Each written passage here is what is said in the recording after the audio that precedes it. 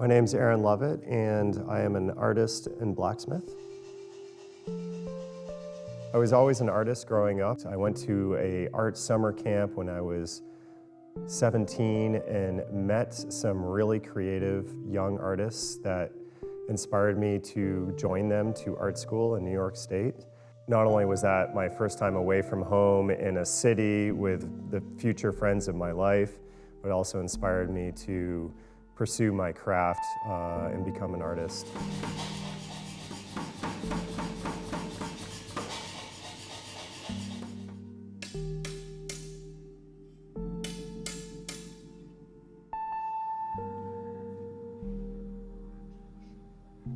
Metalwork allows me a fairly open-ended medium to sculpt and explore different ideas without much limitation.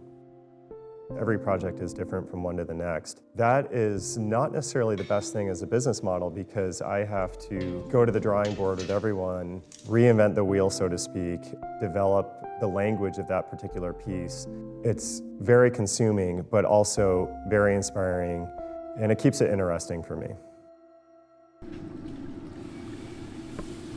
Part of the magic as an artist is you have this freedom and liberty to work spontaneously with the material and allow a project to evolve over the course of its process. That's where a lot of alchemy happens. Chuckanut Drive is a really unique environment for me and for our community. There's a lot of inspiration you can draw from life and beauty, cultural history here to draw from. Lots of different contexts and subject matters come to a head along Chuckanut Drive, which is an endless reservoir of inspiration as an artist, as well as just a person that embraces the beauty of where they live.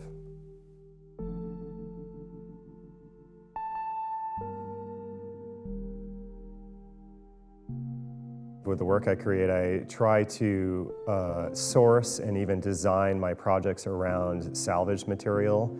Very lucky in this region to have surplus scrap steel sources for artisans like myself to come and cull through and create work from. It's a way to use a fairly resource-intensive material with as least a footprint as possible.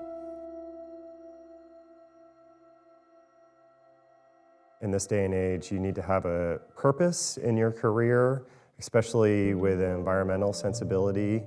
I want my work to convey the importance of our time and to express or gain a perspective of our human relationship in this era with our natural environment. I believe art should have a concept or content behind it that's relevant to our culture. And so that tends itself towards a little bit of a serious undertone or conceptual quality to the work I create.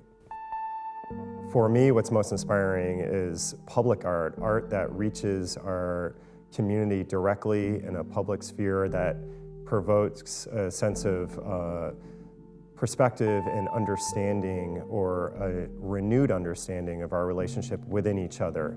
So I feel like the role of artwork and artists or the role that inspires me most is one that encourages a dialogue amongst each other in relationship to the world around us. There's many ways to approach that theory, but for me it stems from our relationship to the natural world.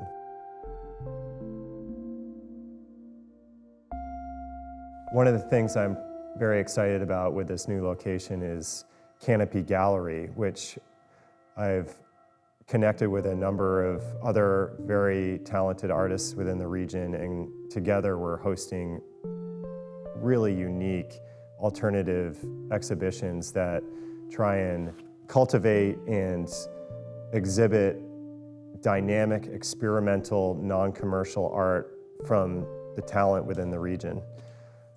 It's a real treat for me to create space to host that level of events up here on the forest. It's an awesome opportunity to bring our region, our community, and our talent together in a celebration of arts and a non-monetary, exclusively creative platform. The path of an artist and also the path of a maker trying to create a livelihood is far more involved or a circuitous project than I ever imagined.